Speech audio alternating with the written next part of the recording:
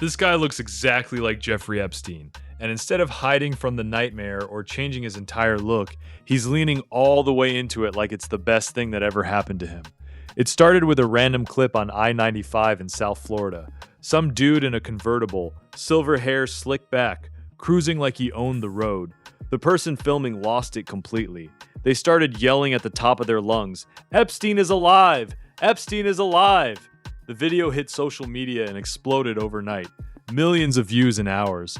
Suddenly, the entire internet was convinced the most notorious pedophile financier in modern history never actually died in that Manhattan jail cell back in 2019.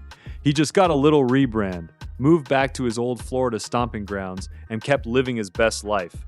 The man behind the wheel is Peter Kimmel, better known now as Palm Beach Pete. He's from LA originally, but deep into the Florida scene.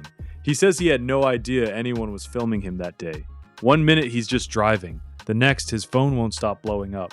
Strangers whispering in restaurants, kids asking for selfies, grandmas shrieking when they see his face. The resemblance is off the charts. Same bald head shining under the sun, same sharp jawline, same unsettling smile that makes your stomach turn. It wasn't a mild comparison. It was an instant doppelganger meltdown that felt too perfect to be coincidence.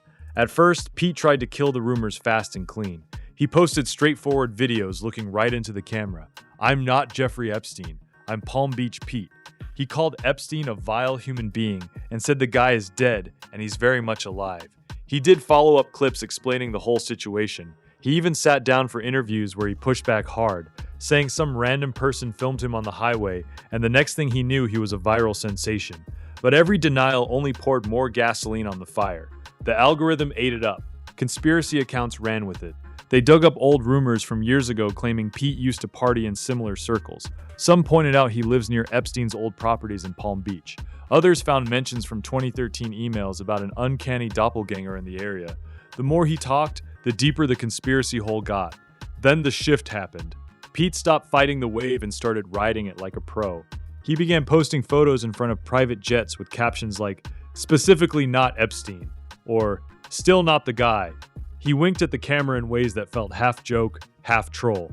The denials turned into playful teases. He leaned into the bit so hard it became his entire personality. Brands noticed the attention immediately. State Casino jumped in with sponsorship deals. Pete started selling his own merch that played right into the meme. He even hopped on Cameo, recording personalized videos where he spreads positive vibes while reminding people he's Palm Beach Pete, nothing to do with Epstein. The unluckiest face match in internet history turned into a full-blown side hustle, almost overnight. He told interviewers he wasn't changing his look for anyone. He joked that he's just the better-looking version. The guy went from random Florida driver to meme-made flesh in a matter of days. The internet reaction was pure, unfiltered chaos, exactly like it always is with this kind of thing. Memes took over every timeline. Edits of Pete stepping off yachts with tropical island music playing in the background. Photoshop battles dropping him straight into Epstein's old photos from the infamous island. Somehow, Epstein returned became the default caption for everything. People mixed him with wild characters for extra absurdity. Dark humor flooded the comments. Jokes about plastic surgery cover-ups, body double theories, wild plots claiming the real Epstein switched places with Pete years ago. Some folks felt genuine pity, calling it the worst doppelganger curse imaginable. Others got legitimately angry at the jokes, reminding everyone about the real victims who never got justice. Grandmas on TikTok shrieking with horror when shown the side-by-side photos. Conspiracy brains doubled down hard, insisting the resemblance proved everything. Even late-night shows jumped in. Jimmy Kimmel had him on for a segment. "Have I Got News for You?" reacted to the clips. The whole thing spiraled faster than anyone could keep up with. Views climbed into the hundreds of millions across platforms. Every new post from Pete just fed the machine more. This whole situation pulls the curtain back on something deeply uncomfortable about how we live online now. A completely regular guy, or at least one claiming total innocence, gets cursed with the face of one of the most hated monsters of our time. Instead of running away, growing a beard, or disappearing offline, he monetizes the disgust and turns it into casino ads and merch sales. Platforms reward the exact chaos and misinformation they pretend to fight against.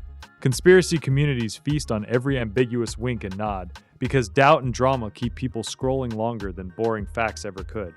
The attention economy doesn't give a damn about truth, trauma, or real victims. It only cares about retention and engagement numbers. We took one of the darkest chapters involving elite power, sex trafficking, and unanswered questions and turned it into endless content. Then we turned that content into someone's brand deal and late night TV appearance. Real discussions about accountability and justice get buried under layers of ironic memes, Photoshop battles, and sponsorships.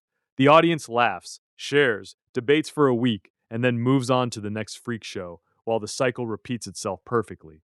Palm Beach Pete didn't invent this broken system. He just figured out how to surf it better than most people ever will.